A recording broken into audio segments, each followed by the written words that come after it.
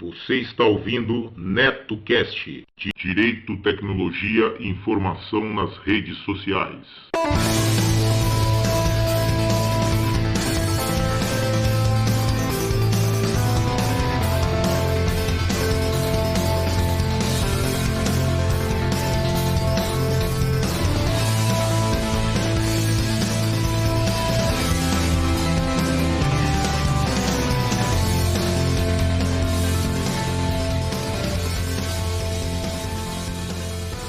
Salve, salve galera, bem-vindos a mais um episódio do NetoCast. Vocês podem acompanhar nossos podcasts pelo Facebook, também pelo Twitter, ou se preferirem, acessem diretamente o nosso blog no endereço www.josecastanhasneto.blogspot.com. Agradeço as pessoas que participaram e deixaram seus comentários em nosso blog, lembrando que vocês podem nos enviar as notícias de seus eventos, anúncios e sugestões pelo nosso e-mail drcastanhas@gmail.com. Este NetoCast chega até vocês com patrocínio de MAM Líder, tudo para construção. Vai construir ou reformar? Confira antes os preços e condições de materiais hidráulicos, elétricos, ferragens, ferramentas e tintas da MAM Líder. Lá você também encontra assistência técnica em fogões e aquecedores, conversão de botijão de gás para gás de rua e vice-versa.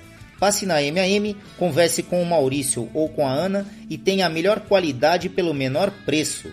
A MAM Líder fica na Rua Santo Amaro, número 451, Bela Vista, São Paulo. Telefone 3105-1412.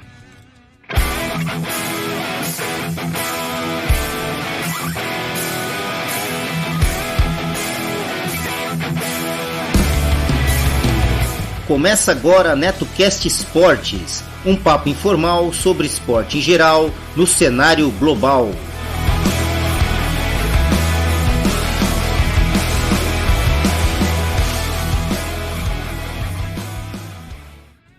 Suprabá, povo! Pois bem, meu nome é Yuri Braulio, eu sou do MongeCast, podcast de entrevistas, e do Rock no Pinheiro. Tudo que você precisa saber sobre o rock em Curitiba e região metropolitana. Gente, hoje eu vim aqui para falar de futebol, claro, e de automobilismo. Mas não é sobre a Fórmula 1. Eu ainda estou esperando voltar à Fórmula 1, né? Tô na expectativa.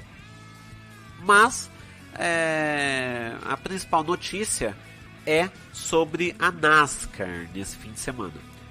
Teve uma corrida nesse fim de semana, né, que foi a corrida de Miami, mas a principal notícia não é sobre ela. Aliás, né, na categoria principal da NASCAR, o Denny Hamlin ganhou, o Chase Elliott foi o segundo colocado e o Ryan Blaney foi o terceiro. O Denny é da Toyota, o Chase é da Chevrolet e o Ryan é da Ford. Mas a principal notícia relacionada à NASCAR é sobre uma atitude que ela tomou e que gerou inúmeras reações. Maioria positiva, devo dizer. Que foi o banimento da bandeira confederada, que é o seguinte, gente. Essa bandeira confederada, ela, gente, entendo que eu vou ter que tentar resumir o que eu entendi de um rolê de 200 anos de história. Pra resumir isso em 1 minuto, não vai ser fácil, gente. Em 2 minutos que eu for falar aqui. Então vou tentar trazer mais ou menos um contexto. E daí vocês façam o favor de, se ficarem curiosos sobre o assunto, fazer o favor de pesquisar. Porque obviamente vai estar incompleto aqui, gente. Mas é o seguinte, basicamente o que é essa bandeira confederada? Essa bandeira confederada, acho que vocês já viram em algum lugar, é uma bandeira vermelha com um X azul ao centro e estrelas brancas nesse X azul. Acho que vocês já devem imaginar mais ou menos de qual que eu estou falando. Pois bem, gente, ela já foi banida em alguns lugares, né? E o que é essa bandeira? Essa bandeira, ela era uma bandeira que, embora ela não tenha sido utilizada pelos Estados Confederados, ela foi utilizada como se fosse um símbolo de batalha na Guerra da Independência que eles travaram. Os Estados Confederados, eles tentaram travar uma guerra de independência quando houve, né, a abolição da escravatura lá nos Estados Unidos. E os Estados Confederados não gostaram, porque eles utilizavam os escravos no campo. É toda aquela história de eles acharem que ia quebrar a economia por causa disso, né? E daí, né, houve essa guerra de independência e essa bandeira ela foi utilizada como um símbolo de batalha. E daí, qual que é o rolê dessa bandeira? Com o passar do tempo, ela foi utilizada como um símbolo sulista, né, lá nos Estados Unidos, mas também como um símbolo racista. Principalmente como um símbolo racista. Essa bandeira ela já foi utilizada por grupos como Ku Klux Klan. Diversos atos racistas estavam com essa bandeira sendo hasteada em algum momento. Então ela se tornou quase como se você utilizasse o símbolo nazista em algum lugar. Então basicamente esse é o rolê dessa bandeira. Só que, né, sempre vai ter o povo que vai achar, não, porque eu utilizo essa bandeira, porque é um símbolo tradicionalista do sul, principalmente entre alguns rednecks, isso é comum. Redneck é o povo lá do interior dos Estados Unidos e tal. Só que o fato é que essa bandeira se tornou um símbolo racista com o passar do tempo e digamos que, assim, não tem pra que utilizar essa bandeira. Não faz o menor sentido hoje em dia, por sinal. E foi justamente pensando nisso que a NASCAR baniu essa bandeira confederada de todos os seus eventos. Então, a partir de agora, se essa bandeira aparecer em algum lugar, tipo algum piloto quiser pintar isso, vai ser vetado. Se alguém do público quiser carregar essa bandeira, vai ser vetado, tanto nas corridas quanto nos eventos que a NASCAR organiza. Obviamente que não agora, né, porque com o surto de corona só as corridas estão sendo realizadas sem público, mas quando passar a ter público, obviamente essa bandeira vai ser vetada de qualquer evento que tenha, tanto na corrida em si quanto fora da NASCAR. Ok. E é claro, né, que sempre tem a galera que é do contra. E a galera do contra, no caso, não é uma galera, é um piloto que foi o Ray, ou Rei, não sei, R-A-Y, deve ser o Ray.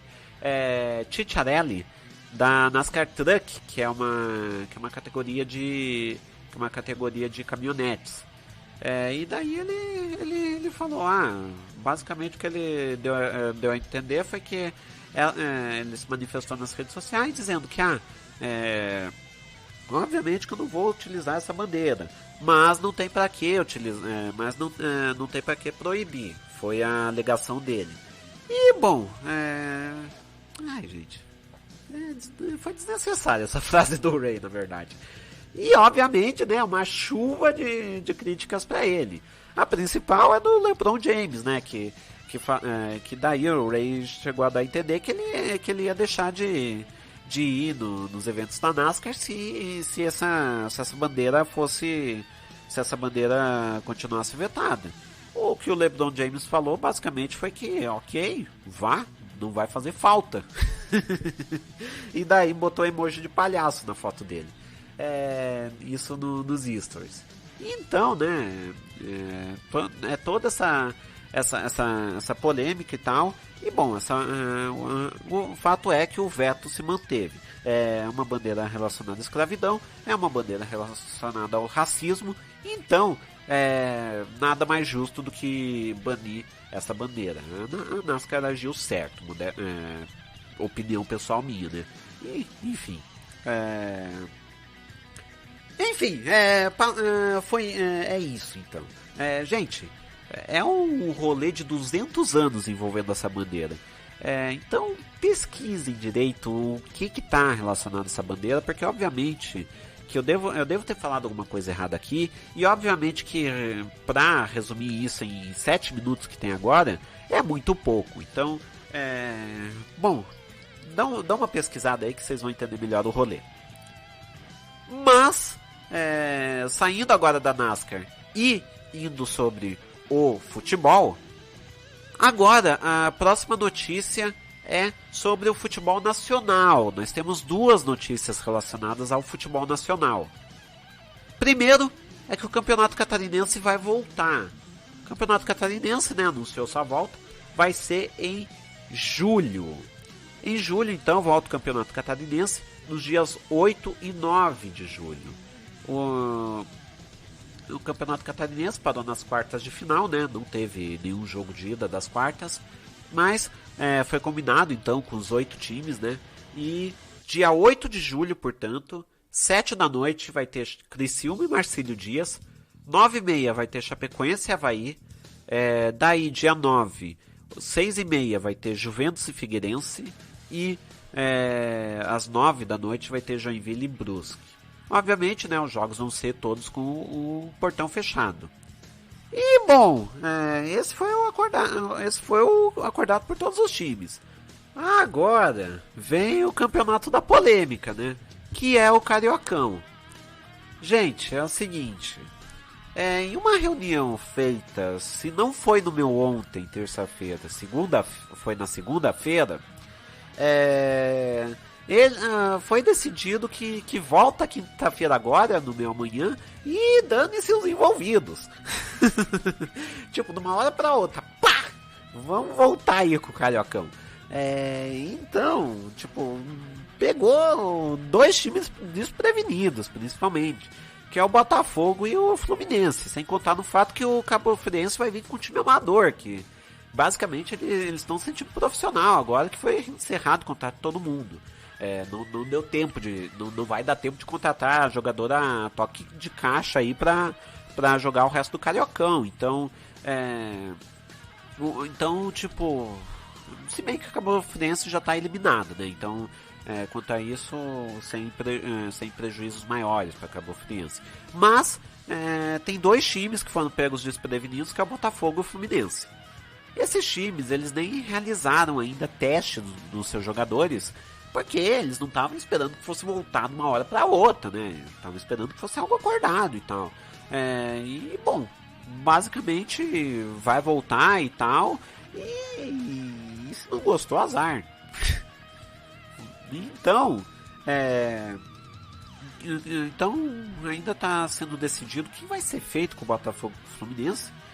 Os testes ainda estão sendo realizados, né? Tá sendo feito quem do Botafogo que pode estar com corona, quem do Fluminense pode estar com corona. Enfim, fato é que vai voltar o Cariocão, tipo, meio que vai do jeito que dá e pronto. Não sei pra que essa pressa também. E partiu o Maracanã amanhã, né? Que vai ser o jogo entre Bangu e Flamengo. O jogo entre Bangu e Flamengo ele não vai ter público, mas estão falando que vai ter algumas presenças. Manu Gavassi estão cogitando para abrir o jogo amanhã no Maracanã. E também tá sendo especulado a ida do senhor chamado Jair Messias Bolsonaro, que é presidente do Brasil, por sinal. Eu vou evitar de falar qualquer polêmica, que eu fui meio que puxado a orelha nos bastidores quando eu resolvi falar isso. Mas, fato é que vai ter essas presenças aí, e volta aí o Cariocão, vai do jeito que vai e pronto, taca o pau aí no Cariocão, né? Pau no cu dos envolvidos. Desculpa pelo palavrão aí, Neto. Ai. Brasil, meu Brasil. E chega de futebol brasileiro, que isso já tá meio que me tirando do sério. Vamos falar de campeonatos europeus? No caso, campeonatos nacionais. E também a nossa querida Champions League. Seguinte, galera, a Champions League ela anunciou quando que vai ter como que vai ser, melhor dizendo, o rolê todo envolvendo tanto as oitavas de finais quanto as quartas de final. Então, como que vai ser o rolê? Basicamente, as oitavas elas seguem, né, do jeito que estava programado, né, só que com portões fechados. Então, vai ser disputado na casa de cada time, né? Tem 4 jogos ainda por realizar. E, bom, esses jogos vão ser disputados nos dias 7 e 8 de agosto. Aí, nas quartas de finais, semifinais e na grande final, vai ser tudo disputado em Lisboa, em jogo único. Então, todo mundo vai para Lisboa, no Estádio Nacional, que vem a ser do Benfica, e lá vai ser disputado os jogos. Então, né, vamos só relembrar como que tá a Champions League, enfim, até para trazer um pouco como que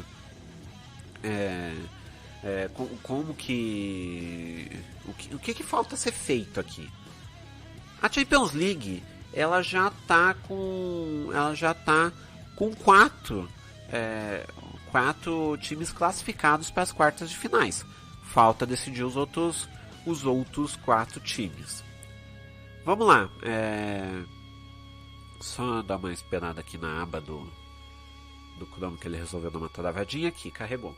Quem já passou para as quartas de final? O PSG, ele eliminou o Borussia Dortmund nas oitavas. O Atalanta eliminou o Valência. O Atlético de Madrid eliminou o Liverpool. E o Red Bull Leipzig eliminou o Tottenham. Quem falta ainda nesse rolê?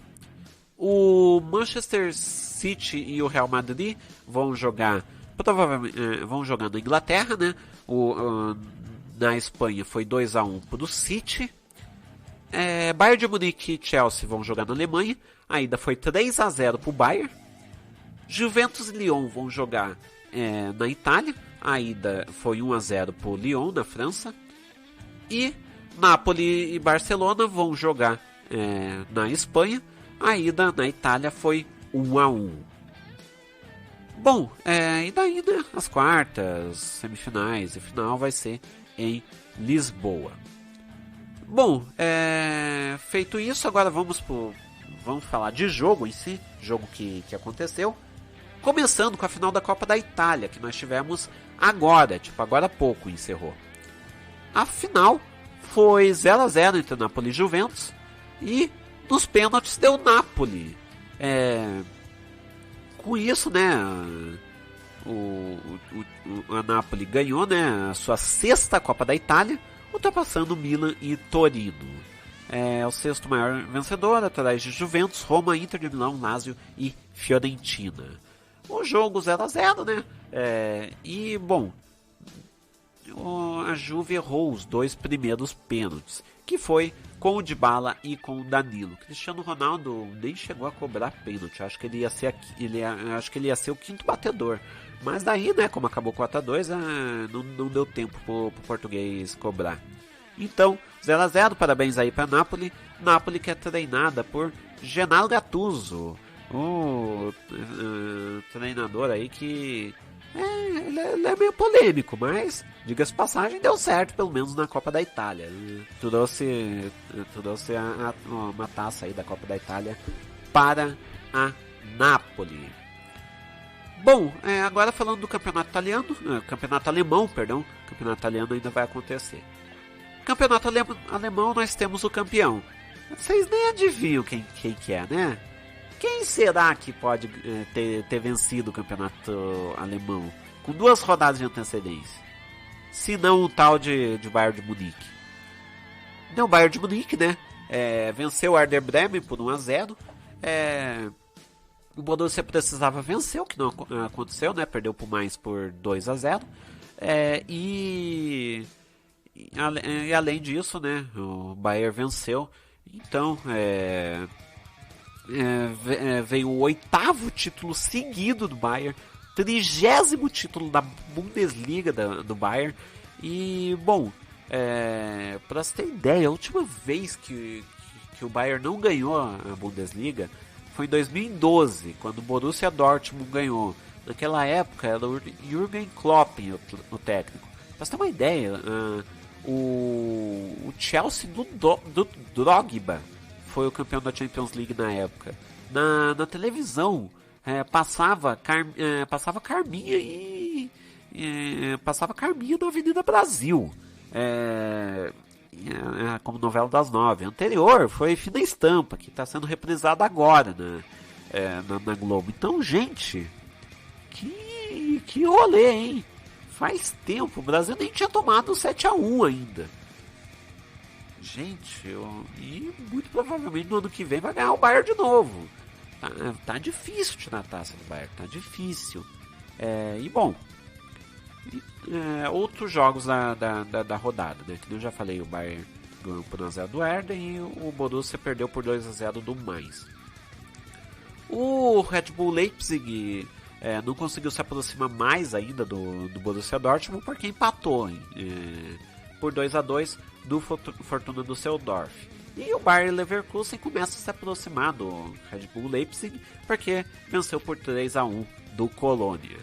Outros jogos: Borussia Mönchengladbach 3-0 do Wolfsburg, Freiburg 2-1 no Hertha Berlim, Union Berlin 1-0 no Paderborn, Eintracht Frankfurt 2-1 no Schalke 04 e Augsburg 1, Hoffenheim 3. Com isso, né, o Bayern de Munique líder 76, Borussia Dortmund 66, Red Bull Leipzig 63 e Bayer Leverkusen 60. Lá embaixo, vou começar só a falar em cima e embaixo como é que tá. No momento quem está caindo é Fortuna Düsseldorf com 29, o Werder Bremen 28 e Paderborn com 20. O Paderborn já caiu. O Werder Bremen ele tenta ali, o Werder Bremen e o Fortuna muito provavelmente vão brigar apenas pelo playoff de rebaixamento, que é entre o 16º da Bundesliga 1, né, que é como é chamado, e o terceiro da Bundesliga 2, que é a segunda divisão deles. Pois bem, agora indo para o Campeonato Português. No Campeonato Português tivemos um empate do Porto 0-0 com o Ave, e com isso, se o Benfica, deixa eu até ver o regulamento só para confirmar para vocês, se o Benfica venceu, não sei se ele passa o Porto ou não, porque o primeiro critério de desempate é o confronto direto, mas abriu espaço para o Benfica empatar em pontos com o Porto. Outros jogos dessa rodada que está acontecendo, né? O Marítimo ele ganhou por 2-1 do Gil Vicente. O Santa Clara empatou com o Portimonense por 1-1 e o Paços de Ferreira venceu o Belenenses por 2-1. Aliás, deixa só eu corrigir o meu erro aqui. Eu vou corrigir ao vivo mesmo. Que o Campeonato Português já aconteceu o jogo entre Benfica e Rio Ave, que foi 2-1 para o Benfica. Com isso, o Benfica empata em pontos com o Porto e no confronto direto ele passa. O Benfica então está à frente do Porto. Peço desculpas aqui que a aba do Globoesporte.com não me corou. Mas deu para corrigir em tempo, galera. Valeu? E bom, agora vamos falar do Campeonato Espanhol. O Campeonato Espanhol voltou, né? Só para variar, com vitória do Barcelona e vitória do Real Madrid. Real Madrid 3-1 no Eibar. Real Madrid ele tá jogando no Alfredo Di Stéfano, que o Santiago Bernabéu tá em reforma. E o Barcelona ganhou por 4-0 do Mallorca. E bom, já estamos tendo o meio da rodada, que assim, os jogos eles estão todos espalhados pela semana, então tá acontecendo coisa o tempo todo. Deixa eu dar uma olhada aqui, na 29ª rodada, né? Teve jogo ontem no Camp Nou. que foi Barcelona 2-0 no Leganés. E no meu amanhã, né, quinta-feira, vai ter Real Madrid e Valência, que basicamente os dois times são os que brigam de verdade pelo título. Barcelona no momento tem 64, Real Madrid 59 com um jogo a menos. Pois bem, agora falando do campeonato inglês, o campeonato inglês voltou nesse meio de semana com 2 jogos que faltavam ser realizados. Que assim, os times estavam com um jogo a menos, né? Que no caso foi Arsenal e Manchester City jogou em casa, e Aston Villa e Sheffield United. Pois bem, gente, tivemos, falando jogo a jogo, em Sheffield United e Aston Villa, ou o contrário, né, já que Aston Villa jogou em casa, basicamente foi um 0-0, né? Tava um jogo até que pegado e tal.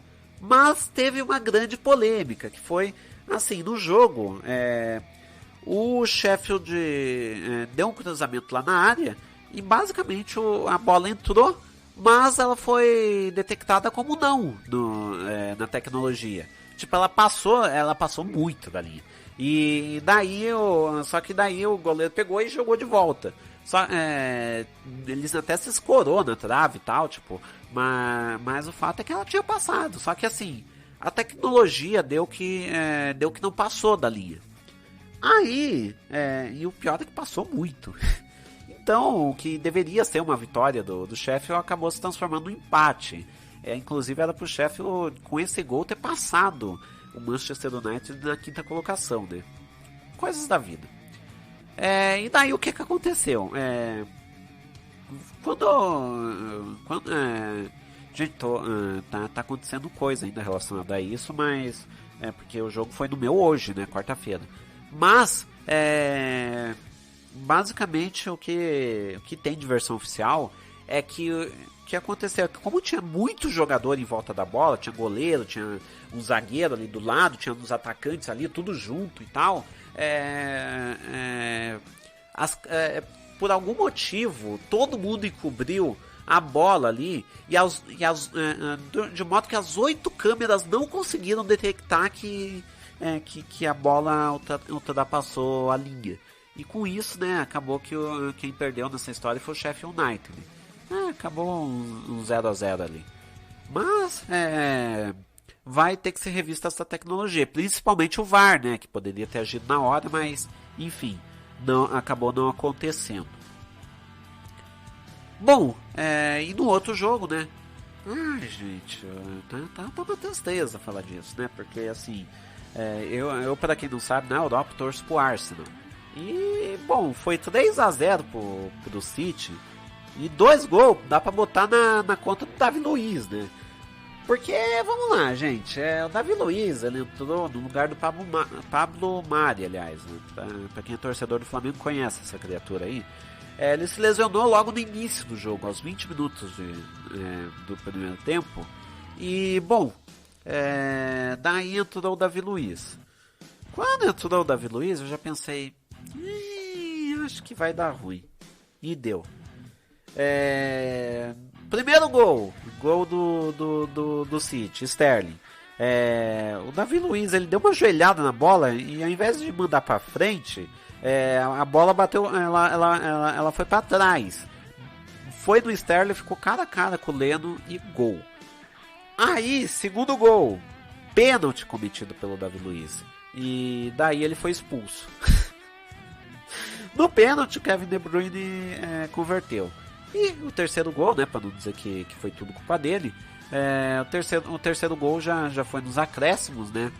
E foi o gol do Foden. Sim, esse é o nome dele, é Foden. Foi um Foden do gol. Tá, gente, desculpa. E bom, 3-0 pro City. E enfim, então devo dizer que ainda bem que o Davi Luiz foi expulso, porque daí ele não joga pro próximo jogo. Tô puto. Desculpa, gente. Mas, com isso, nós encerramos por aqui o meu boletim. Gente, tá com 27 minutos. O Neto vai me matar hoje. Mas, encerramos por aqui. Espero que tenham gostado. Até a semana que vem. E um abraço do monge.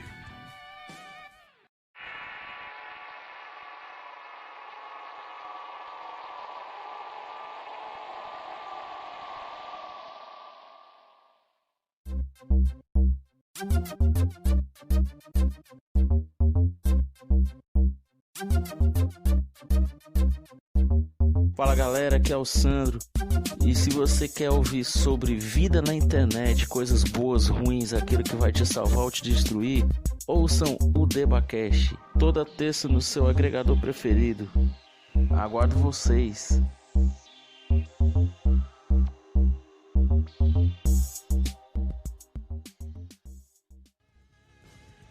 Seja um padrinho ou madrinha do NetoCast. Agora ficou mais fácil você apoiar o projeto do NetoCast. A partir de R$1 por mês, você ajuda o NetoCast a continuar trazendo informações e entretenimento para as redes sociais. Vejam também as recompensas para os padrinhos e madrinhas que colaborarem acima de R$5. O conhecimento é nossa melhor arma. Acessem www.padrim.com.br/NetoCast. Quero deixar meus agradecimentos aos padrinhos do NetoCast: Pensador Louco, dos podcasts Som no Caixão, Desleituras, Necrofilmicon e Exadoff. Acompanhe o trabalho do Pensador Louco nas redes sociais e também pelo www.pensadorlouco.com. Yuri Brawley, do MongeCast, o podcast de entrevistas e bate-papo que irá te levar para o patamar de sapiência de um verdadeiro monge budista. Acessem www.mongecast.com.br. Danilo de Almeida, do Doublecast, o podcast de músicas, resenhas e indicações de bandas que irão fazer suas caspas virarem mandiopan. Acessem doublecastpodcast.blogspot.com. Dan Endo, amigão lá do Japão com participação constantes em vários podcasts, inclusive no Giro NetoCast e também sempre presente lá no Boteco Virtual. Sandro Cruz, escritor, produtor e podcaster, host do DebaCast, um podcast que traz os mais variados e loucos assuntos envolvendo tecnologia. Acessem debatec.blogspot.com. Repetindo, debatec.blogspot.com. Meus sinceros agradecimentos, pois suas contribuições são fundamentais para manter o NetoCast no ar. O conhecimento é nossa maior arma.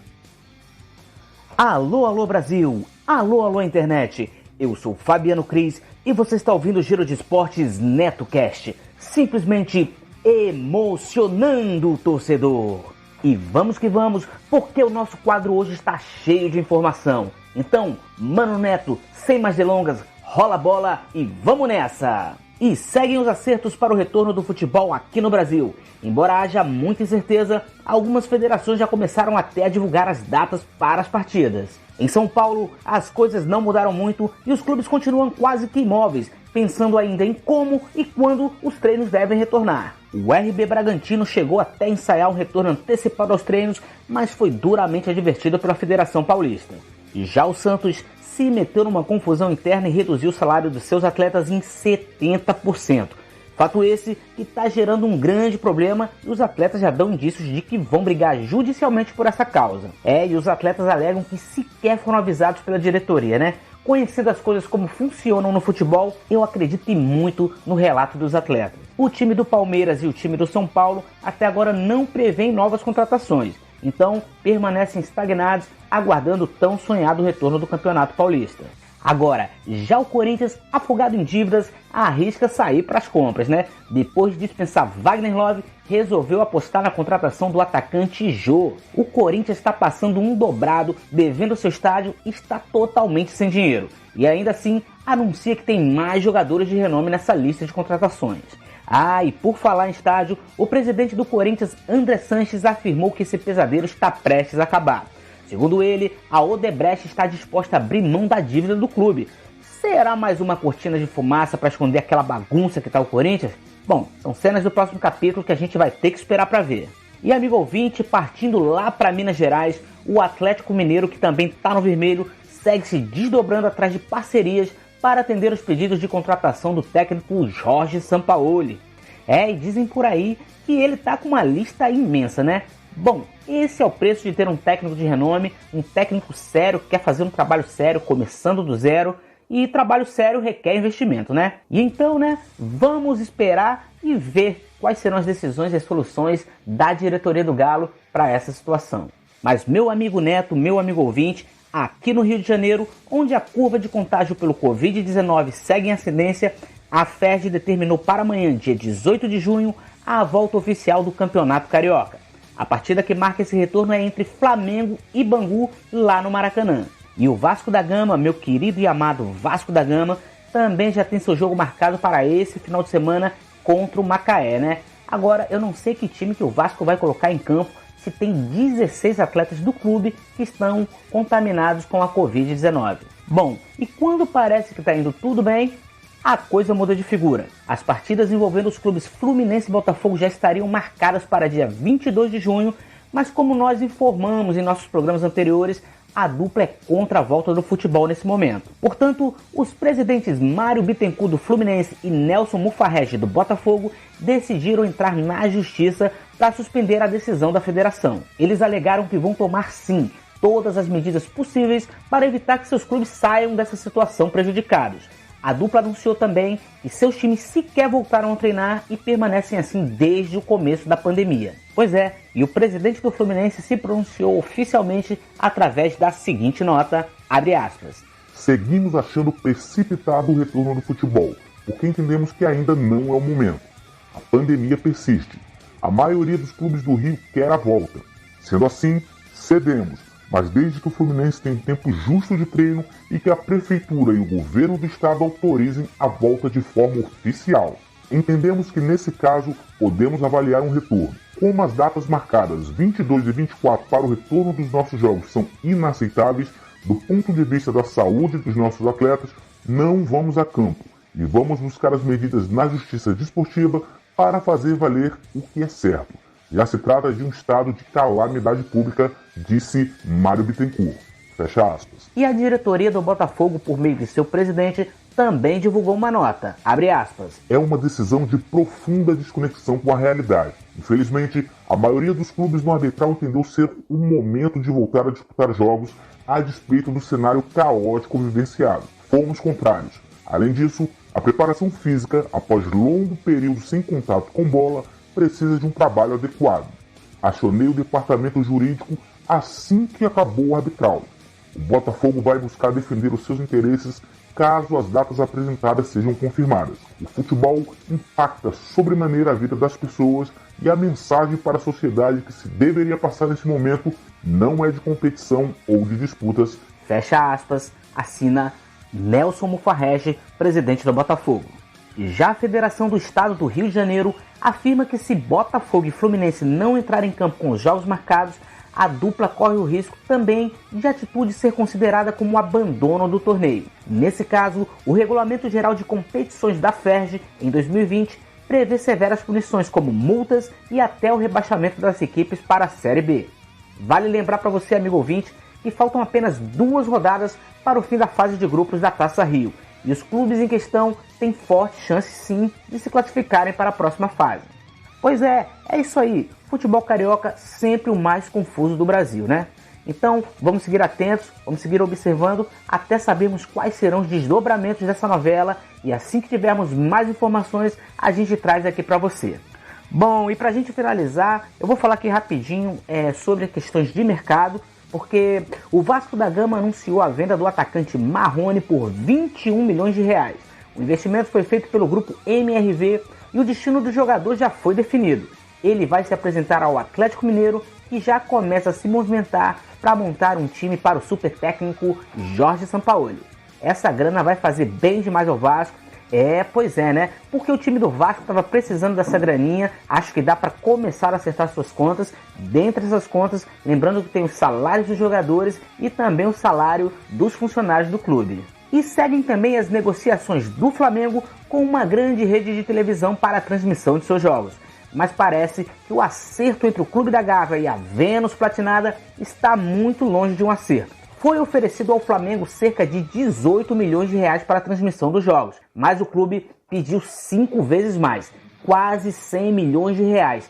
É dinheiro para burro, né? Bom, pelo andar da carruagem, provavelmente o torcedor flamenguista não vai acompanhar os jogos do clube pela TV aberta. A opção por enquanto é acompanhar pela TV do clube, conhecida como Flá TV. Mas não para por aí não, tem mais dinheiro pingando na conta do Mengão, né? Tá rolando aí nos bastidores uma disputa sensacional por um espacinho na camisa do Mengão.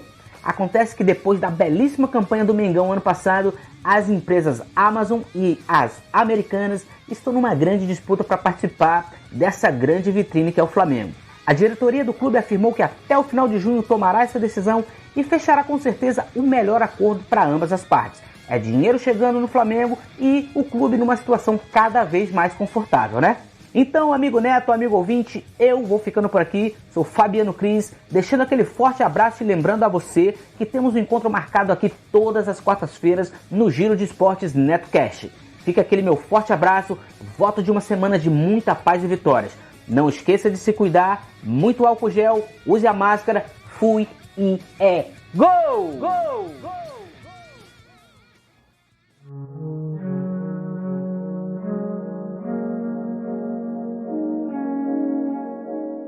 Suprabá, povo! Para você que quer conhecer podcasts novos ou conhecer um pouquinho mais sobre o seu podcast favorito, venha para o MongeCast, onde nós entrevistamos o convidado para falar um pouco mais sobre o projeto dele, a vida dele e tudo mais. E, no final, a gente convida ele para meditação, um quadro livre que eu monto conforme o convidado do dia. Então, para você entender um pouco melhor, mongecast.com.br, acesse e ouça.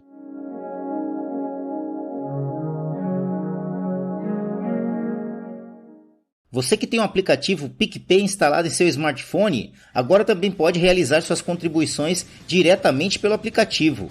A partir de R$1, você ajuda a manter o NetoCast no ar. Isso mesmo, menos que um cafezinho. Procurem por @NetoCast diretamente em seu aplicativo PicPay e ajude o NetoCast. Annyeonghaseyo! Olha quem tá de volta! Pamonha! E eu vim falar novamente de Taekwondo! E hoje nós vamos mais a fundo. Hoje eu vou contar pra vocês como que funciona uma aula de Taekwondo. Vocês sabiam que muitos dos costumes que os coreanos têm dentro de casa, na sua rotina de vida, eles levam para dentro do treino? Pois é, gente. Um deles é o sapato. Você entra numa academia de Taekwondo e você tem que deixar o sapato de lado. Alguns professores, eles permitem que na área externa você fique sem sapato.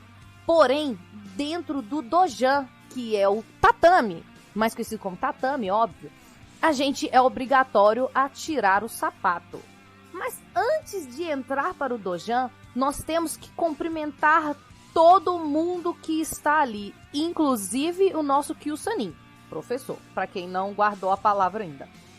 E tem uma forma certa de você cumprimentar as pessoas. Você tem que esticar a mão direita, colocar a mão esquerda espalmada para baixo, embaixo do braço, e você cumprimenta a pessoa abaixando levemente a cabeça.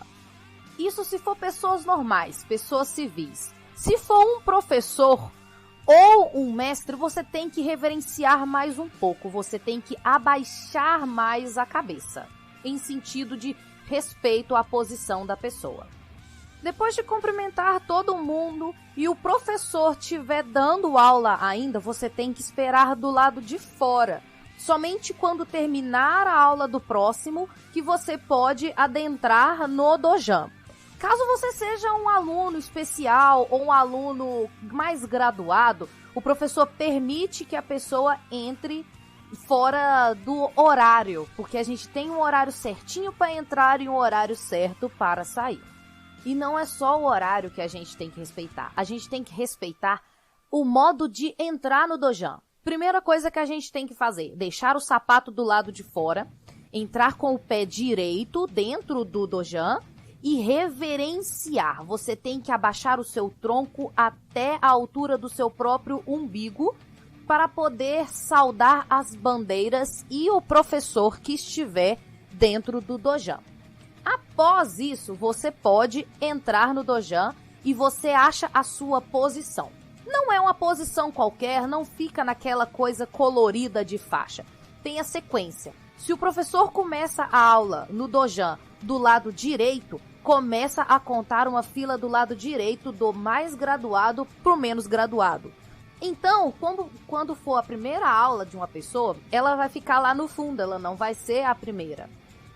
Mas nem por isso a pessoa vai deixar de ter atenção. O professor, ele consegue ver de todos os ângulos por conta de espelhos. A gente tem um espelho na frente de todo do mestre, enorme, muitas academias é assim, que ele consegue ver mais ou menos como que tá a pessoa, porque é somente um espelho frontal, não tem nas laterais muitas das vezes.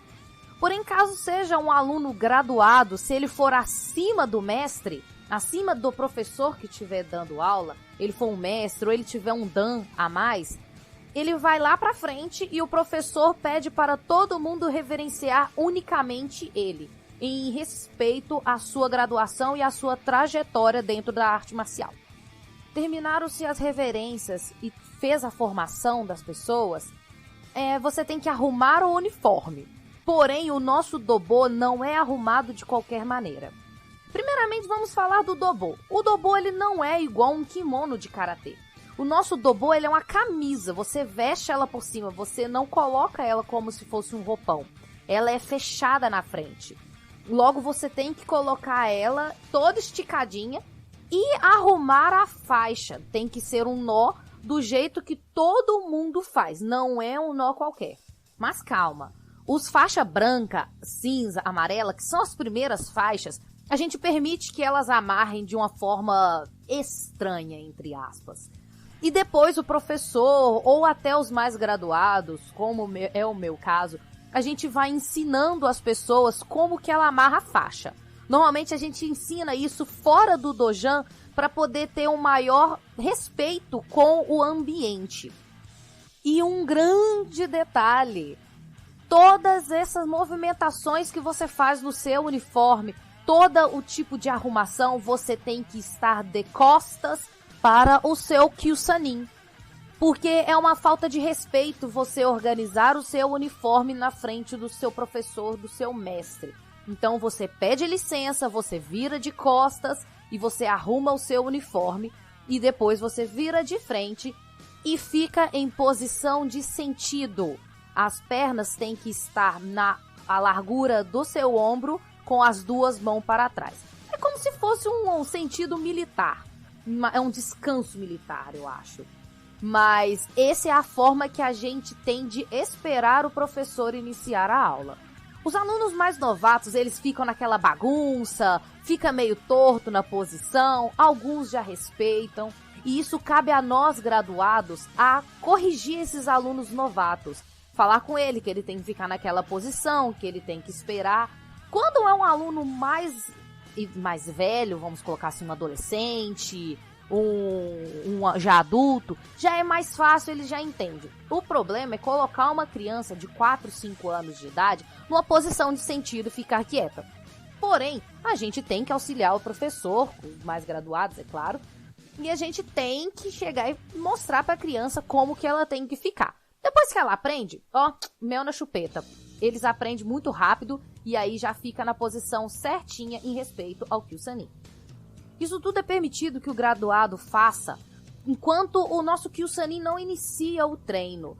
Porque se ele iniciou, ele é a autoridade máxima. Então nós não temos que interromper em nada. E já aconteceu comigo de eu interromper um professor sem querer. Nem que fosse um espirro, a gente tem que pedir licença. E eu tive que pagar as famosas 10 flexões. Normal num treino. Qualquer coisinha de errado que você fuja da regra, você vai pagar as 10 flexões. Pelo menos esse era o método do meu professor. Fortalecia os braços, fazia a gente ficar com o abdômen sarado e a gente ainda tinha mais respeito com ele. Alguns Kyosanin ou sabonins, eles ainda passam de pessoa em pessoa e olha o uniforme, a posição que está, se você está corretamente com o seu dobô. E aí, se você for um aluno mais graduado, ele vai te dar um xingo na frente de todo mundo. Já aconteceu comigo? Já aconteceu comigo.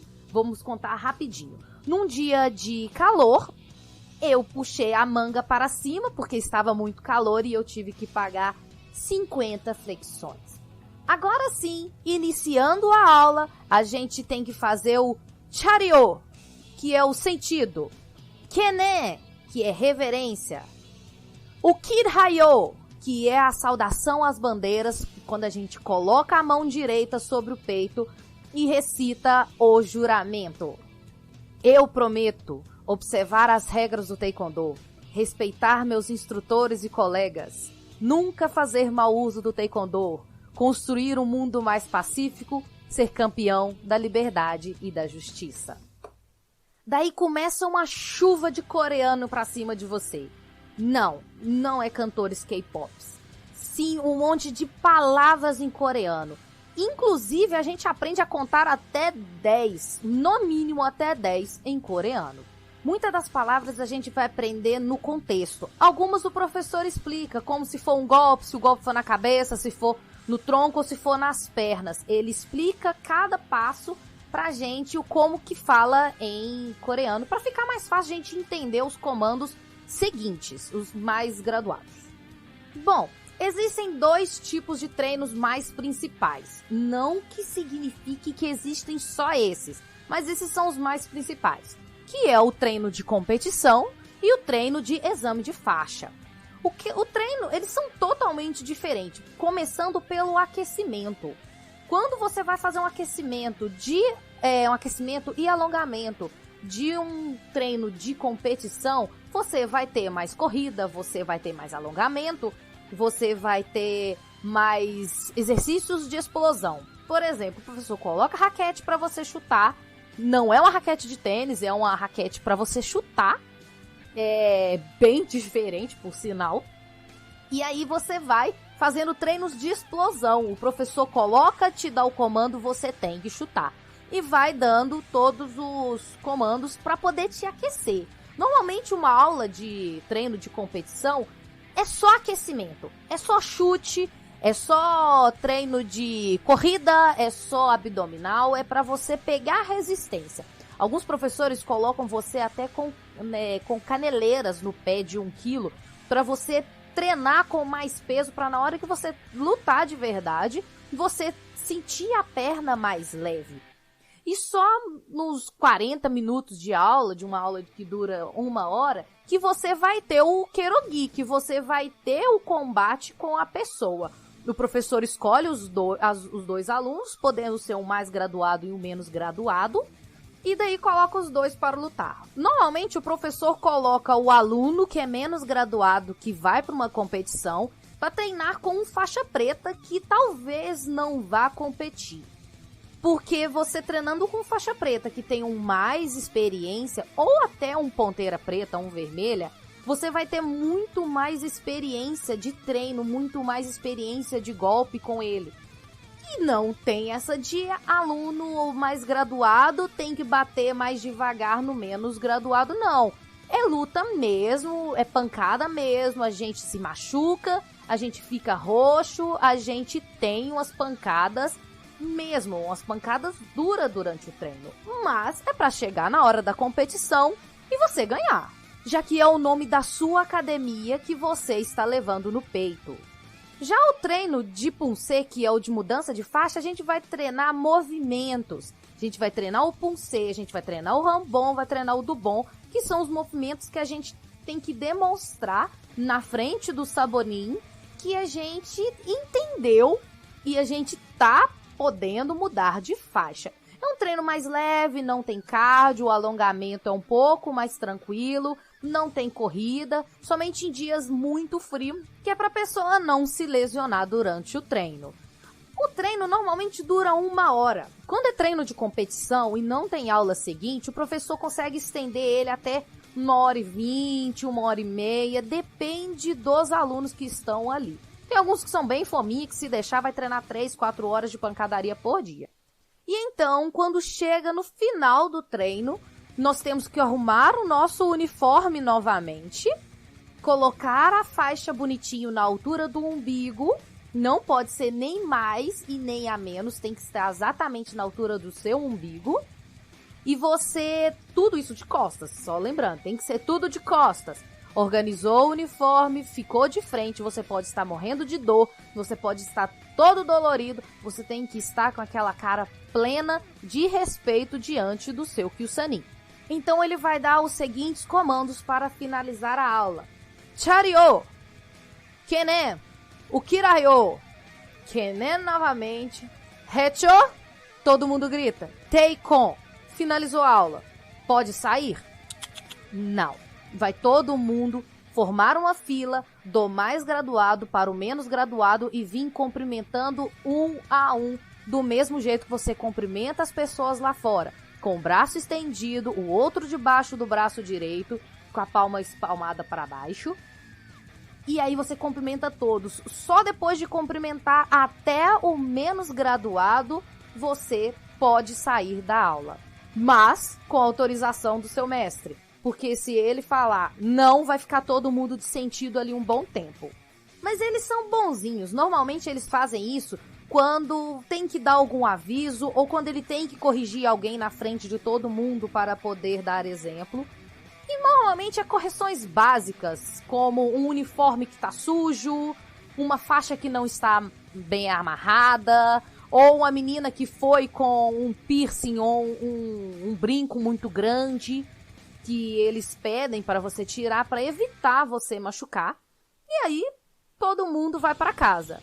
E para sair do dojan novamente, é um por um e tem que se reverenciar as bandeiras novamente. E tem um jeito de sair também. Não sai todo mundo destrambelhado, gritando loucamente. Tem que sair em silêncio, em respeito ao seu Kyosanin, que ainda está no dojan. E tem somente uma saída. Você só pode entrar e sair por um lugar no dojan.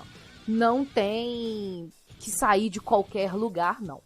Mas daí eu tô falando de bandeiras e bandeiras. Que bandeiras são essas?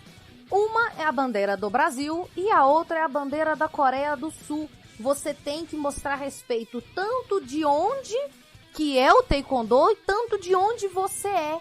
Então, normalmente tem essas duas bandeiras e você tem que dar reverência para elas, em respeito. E existem várias e várias regras ainda que eu não citei aqui porque o tempo nosso é pequenininho. Então, tem regra para você poder beber água, tem regra para você poder vestir o uniforme, tem regra para você poder pedir para o professor ir ao banheiro, como que você chega numa academia, mas isso daí a gente vai falar em um outro episódio. Gente, eu fico muito satisfeita de estar aqui novamente falando da arte marcial que eu amo praticar. E é isso, galera. Kamsahamnida. Fala pessoal, beleza? Aqui é Gilberlan Santos. Quero convidar vocês a conhecerem o EitaCast, um podcast nordestino. A gente aborda diversos temas, nostalgia, filmes, séries, músicas, histórias de terror também. E você encontra a gente no eitacast.com.br. É isso aí, ouçam o EitaCast, cultura e reflexão. Valeu! Saudações. Após o dia 14 de março, onde teve o UFC Brasília lá no Distrito Federal, onde o Charles do Bronx venceu o Kevin Lee e o Gilberto Durinho venceu o Demian Maia, o UFC passou por um hiato de quase 2 meses. E só voltou no UFC 249 na cidade de Jacksonville, lá nos Estados Unidos. E o card teve boas lutas, né?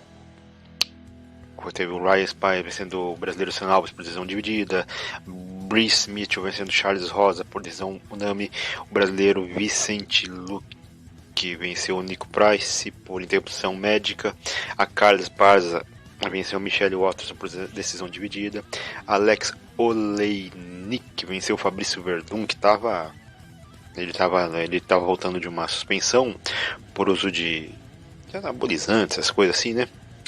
E ele estava muito lento, foi até tipo, para quem ouviu os treinos dele, ele não conseguiu reproduzir o que treinou na luta. E acabou perdendo por decisão dividida. Aí depois, no último luta desse card preliminar, o Anthony Pettis venceu o Donald Cerrone por decisão unânime. E depois teve o principal, que começou com o Greg Hardy vencendo o Jorgen De Castro.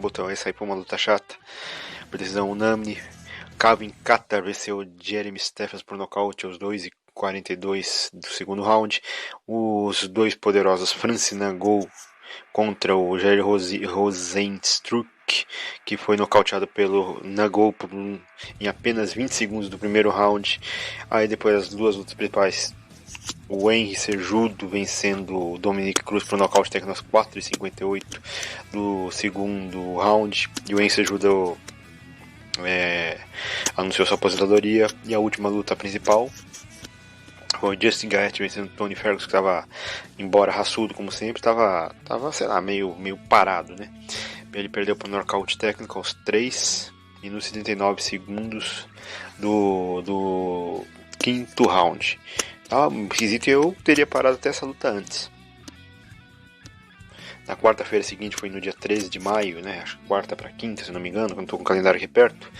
Teve o UFC também em Jacksonville, com as lutas do preliminar, começando com a Chase Sherman vencendo Ike Villanueva por nocaute técnico aos 49 segundos do segundo round.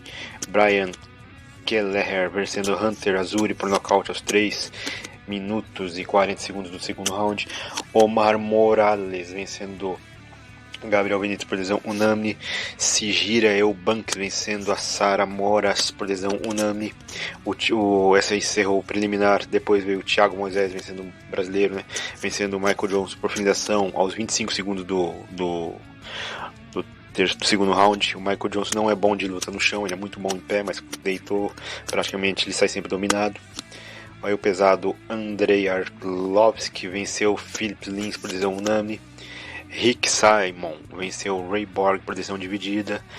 Dran Dober venceu Alexander Hernandes por nocaute técnico aos 4 minutos e 25 segundos do segundo round. E a penúltima luta veio o Ben Rothwell vencendo Austin Pro por decisão dividida. Uma luta meio apagada. E a última, o brasileiro e mineiro Glover Teixeira vencendo o Tony Smith por nocaute técnico a 1 minuto e 4 segundos do quinto round. O interessante dessa luta foi o Glover tá machucando muito o Anthony Smith, ao mesmo tempo não é do feitio dele. Ele viu que o Anthony Smith não tinha condição de prosseguir e ele golpeava o Anthony Smith e ao mesmo tempo ia se desculpando pelo que estava fazendo, mas sem arrogância e nada, apenas na série que eles já se conheciam, são amigos, né? E ele olhava estranho, mas nem o Anthony Smith queria parar, porque e nem a equipe desse lutador jogava a toalha, por ordem do próprio lutador, que ele havia determinado que só tem 2 pessoas que podem parar a luta, ou o juiz ou os médicos, e o juiz continua a luta, até que finalmente no quinto round ele acabou sendo nocauteado. Se abraçaram, aquela coisa de sempre, no início muito machucado, mas depois voltará ativa. Na sequência veio no dia 16 de maio, novamente em Jacksonville, um outro card, né? O Overeem vs Harris, que começou com Rodrigo Zé Colmeia, brasileiro, vencendo Don Teles Maias por finalização aos 2 minutos e 5 segundos do segundo round. Depois Courtney Casey vencendo Maron Romero Borella por finalização aos 3 minutos e 36 segundos do primeiro round. Nat Ladenver venceu Darren Elkins por decisão unânime. Giga Chikadze vencendo Irving Rivera por decisão unânime. Kevin Holland vencendo Anthony Hernandes por nocaute técnico aos 39 segundos do primeiro round, muito rápido. Aí a última luta do preliminar foi Miguel Baeza vencendo Matt Brown por nocaute aos 18 segundos do segundo round. E depois veio e o Matt Brown, que era um ótimo lutador, agressivo e tal, mas não está indo muito bem. Songo Yandong e vencendo Marlon Vera por decisão unânime, abriu o card preliminar. Christoph Jotako venceu Eric Anders por lesão unânime. Dan Ige venceu o brasileiro Edson Barbosa por lesão dividida. A Cláudia Gadelha venceu nos papéis e perdeu na luta para Angela Hill, mas quem manda são os juízes, né? Ela levou na dividida a vitória sobre a lutadora Angela Hill. E a última luta, Alice Overeem venceu por nocaute técnico aos 3 minutos do segundo round esse lutador Walt Harris, que podia, não sei, ele se perdeu no primeiro round, até foi bem, mas não conseguiu segurar a onda no segundo. Na sequência veio em Las Vegas, o primeiro evento dessa pandemia em Las Vegas, né? Dia 30 de maio, com o preliminar iniciando com Chris Gutierrez vencendo Vincent Morales pelo nocaute técnico aos 4:27 do segundo round. Casey Kane vencendo Lois Smolka por finalização aos 3 minutos e 3 segundos do primeiro round. Brandon Royal venceu Tim Elliott por finalização aos 3:18 do segundo round. Jamal Hill venceu Clidson Abreu, que é brasileiro, por nocaute técnico no primeiro minuto e 51 segundos do primeiro round.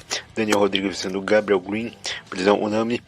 Katlyn Chokanjian venceu a Anthony Shevchenko por decisão unânime. Essa Katlyn há pouco tempo venceu a irmã da Santonini, perdeu, aliás, para a Valentina Shevchenko alguns eventos atrás. Perdeu feio, e dessa outra ela conseguiu dominar muito bem a Antoni, a irmã daquela que foi a sua algoz. E depois, na sequência, o principal veio com a Mackenzie Dare, que venceu a Ana Silva por finalização aos 2 minutos e 36 segundos do primeiro round, com uma inédita chave de perna, né? Que ela vira o joelho ao contrário, e nenhuma lutadora nesses anos todos de UFC conseguiu fazer isso. Ela, como uma especialista de jiu-jitsu, conseguiu fazer e encerrou a luta naquele momento. E ganhou um prêmio por essa finalização.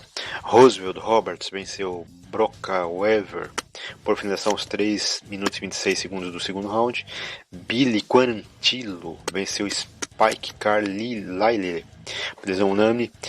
O brasileiro Augusto Sakai venceu Blagoy Ivanov por decisão dividida, mas ainda não convenceu. Ele é um peso pesado e para ele chegar lá em cima ele precisa lutar melhor, porque à medida que vai vencendo de forma mediana, vai chegando perto dos melhores lutadores, e aí a coisa vai ficar complicada para ele. E a principal luta, o brasileiro Gilberto Durinho venceu muito bem o Tyron Woodley por decisão unânime.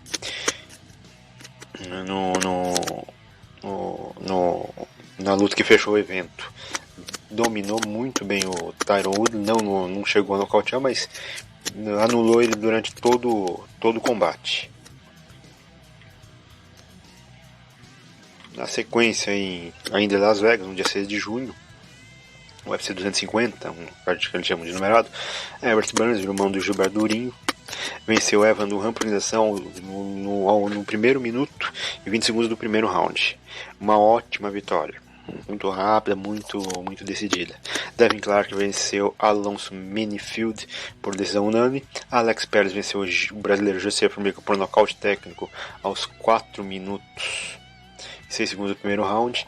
Mac Pitolo venceu Charles Bird por nocaute técnico no primeiro minuto e 10 segundos do segundo round. Cody Stamann venceu Brian Keller por decisão unânime. Ian Heinisch venceu Gerard Michart por nocaute. Por nocaute técnico logo no primeiro minuto e 14 segundos do primeiro round. Alex Carcere venceu o Chase Hope por decisão unânime, encerrando o preliminar. Sean O'Malley venceu Ed Wineland por nocaute ao primeiro minuto e 54 segundos do primeiro round. Ney Magny venceu Anthony Rocco por decisão unânime. Alan Sterling venceu Corey Sandhagen por finalização aos 1 minuto e 28 segundos do primeiro round. Cody Garbrandt venceu Rafael Santos por nocaute aos 4 minutos e 59 segundos do segundo round. Então, quer dizer, com uma porrada, ele acertou bem no rosto do Rafael Assunção, ele deitou. E ele estava meio que engolido. No impulso que ele deu, ele acertou o soco e o brasileiro caiu deitado. Caiu e desmaiado no chão. E a última luta, uma aula da Amanda Nunes sobre a Felice Spencer, que a Amanda ela não quis encerrar a luta antes, ela falou que iria levar a luta aos 35 rounds para mostrar para aqueles que não acreditam no potencial dela ainda, embora ela seja uma campeã muito dominante, ela poderia levar uma luta durante esses 25 minutos. Ela ganhou de todos os jeitos. Ela anulou a Felice Spencer, que é uma lutadora muito, embora não tão ágil, mas uma lutadora muito resistente. Ela conseguiu também a Felice lutar 5 rounds com a Cris Borg, mas não conseguiu fazer absolutamente nada contra a Amanda Nunes. Foi totalmente anulada. Talvez deu a impressão, eu que vi ela entrando assim, que ela mostrava uma insegurança até no caminhar. E quando a pessoa está insegura, acaba dando no que deu. Conseguiu resistir, mas não fez praticamente nada. Perdeu assim, a diferença de pontos: 50-44, 50-44, 50-45. É uma diferença enorme de uma lutadora para outra. E no dia 13 de junho, teve um card que não foi muito... assim, o pessoal não estava olhando com bons olhos, acharam até fraco, mas teve lutas muito boas. Agora no último dia 13 de junho, foi também em Las Vegas. Foi o Christian Guerreiro vencendo Anthony Ivy por nocaute técnico aos 59 segundos do primeiro round. Tyson Nam vencendo Zaruka a dash por nocaute aos 32 minutos do primeiro round. Julia Ávila venceu a Gina Mazany por nocaute técnico aos 22 segundos do primeiro round. O que eu achei interessante nessa luta, se eu não me engano, acho que foi nessa luta aqui. Não, acho que não foi nessa luta aqui. Não vou, daqui a pouco eu digo. Merard Dashvalishvili venceu Gustavo Lopes unânime. Mariaya Agapova venceu a Hannah Cifers por finalização aos 2 minutos e 42 segundos do primeiro round. Acho que foi nessa luta que eu vi uma coisa que me chamou a atenção. A atleta, acho que é a Maria Agapova, eu acho que foi essa, ou foi a Julia Ávila, uma dessas duas, ela indo subindo lá para o octógono, né? Ela sauda os treinadores e ela quis abraçá-los. Ela foi impedida pela comissão técnica, que é uma das normas de conduta, para eles liberarem os eventos sem público. Uma dos protocolos exigidos pelas federações lá de fora, né? O interessante é que lá dentro, ela tá com o treinador, ela tá movimentando, está fazendo aquecimento com ele, está trocando golpes e tal. Então há, de certa forma, um contato físico entre a lutadora, os lutadores e os seus treinadores. E ela foi impedida, assim, sem maiores... Apenas o cara sinalizou, falar, não podia fazer, não podia abraçar os membros da equipe dela, né? Ela sorriu e tal, mandou um abraço simbólico para os seus técnicos e prosseguiu pro octógono fazer.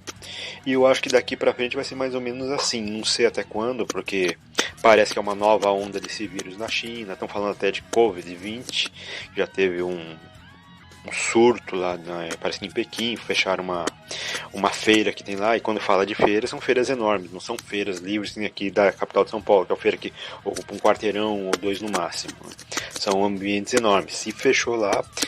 Então provavelmente essa questão de eventos sem público vai persistir não só no UFC. E é válido entender também que o próprio, com toda a crítica em cima, o Dan White ele teve uma visão empreendedora. Ele falou, não vou parar, deu um jeito, fez daqui, fez de lá e conseguiu colocar os eventos dele para gerar salário, gerar dinheiro, entendeu? E desses cards aí, o único que teve até agora foi inclusive o brasileiro Jacaré, que logo no primeiro evento que ele ia lutar, agora naquele primeiro que eu falei aqui, que teve no dia, acho que 14 de maio, que eu falei acima, ele foi detectado o vírus nele e ele foi impedido de participar. Até agora foi o único incidente que houve. Voltando, essa Hannah Cifers, que perdeu para Mariaya Agapova, ela tinha acabado de ser finalizada há poucos dias pela Mackenzie Dare. E como ela estava em condições de luta, o UFC a pegou para completar esse card, que também tem outra situação, que eles estão tendo problemas para reunir lutadores e tal, mas mesmo assim o Dana White está se virando para lá e para cá. Com todas as dificuldades, ele está conseguindo pôr o UFC para girar e se seguiu o calendário que ele tinha bolado muito antes dessa questão do vírus. Depois veio, voltando aos cards, Jordan Espinosa venceu Mark de la Rosa por decisão unânime. André Fili venceu Charles Jordan por decisão dividida. Charles Rosa venceu Kevin Aguilar por decisão dividida.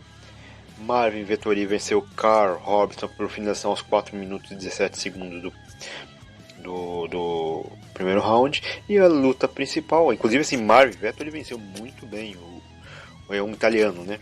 Venceu muito bem, um lutador que também já não é muito bom de chão. Ele foi, rapidamente colocou ele no chão e encerrou a luta. Que o outro havia gastado, fez até umas manobras interessantes, o Carl Robertson, mas ele perdeu o oxigênio, o gás para continuar a luta e acabou se tornando presa do Marvin Vettori. E por finalmente a Cynthia Calvillo venceu a Jessica Ai por decisão unânime. Foi uma luta também boa, embora um card sem não muito lutadores muito renomados, foi bem interessante de ver. Às vezes coloca aqueles cards estelares, cheio de gente importante, as lutas saem muito aquém do esperado, mas esse aqui com pouca gente famosa, acabou valendo a pena assistir. E para encerrar no próximo dia 27 de junho, teremos no dia 20 de junho, teremos o Blaydes versus Volkov. Vai ser às 18 horas, horário de Brasília. O card preliminar que vai ser iniciado com o peso leve Austin Hubbard versus Max Roxkopov.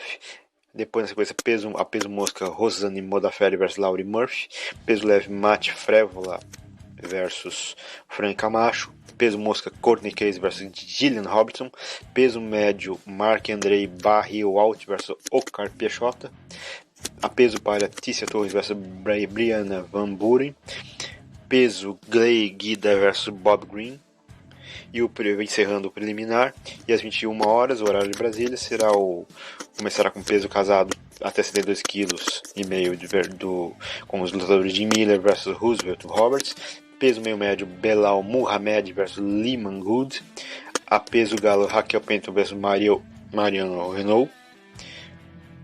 O peso pena Josh Emmett versus Shansburg, parece ser uma luta boa. E para fechar os pesados Kurt Blades versus Alexander Volkov.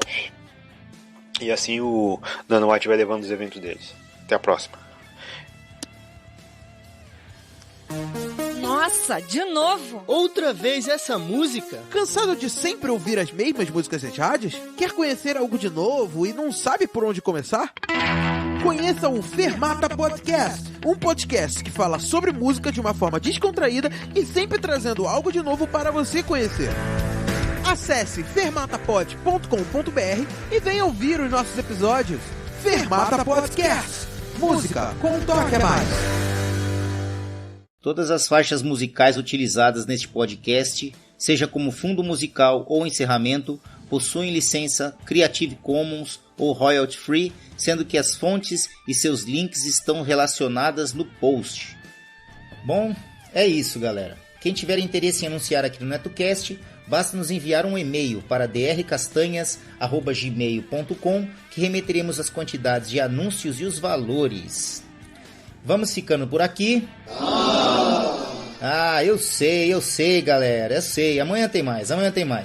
Não esqueçam de seguir o nosso blog www.josecastanhasneto.blogspot.com e curtir a nossa página no Facebook www.facebook.com/netocast podcast, tudo minúsculo e emendado. Ou se preferirem, acessem diretamente a barra de pesquisa lá do Facebook, procurem lá NetoCast, tudo em maiúsculo. Assim que vocês visualizarem nosso alto-falantezinho branco e vermelho, acessem a página, dêem um curtir e ajudem o nosso programa. Além das redes sociais, Facebook, Twitter, o NetoCast também está disponível no Spreaker, Spotify, iTunes, nos agregadores para Android e aplicativo podcast para iPhone e iPad. Basta procurar por NetoCast nestas plataformas, assinar e acompanhar gratuitamente nossos episódios. É isso. Um abraço a todos e até o próximo episódio do NetoCast. Fui!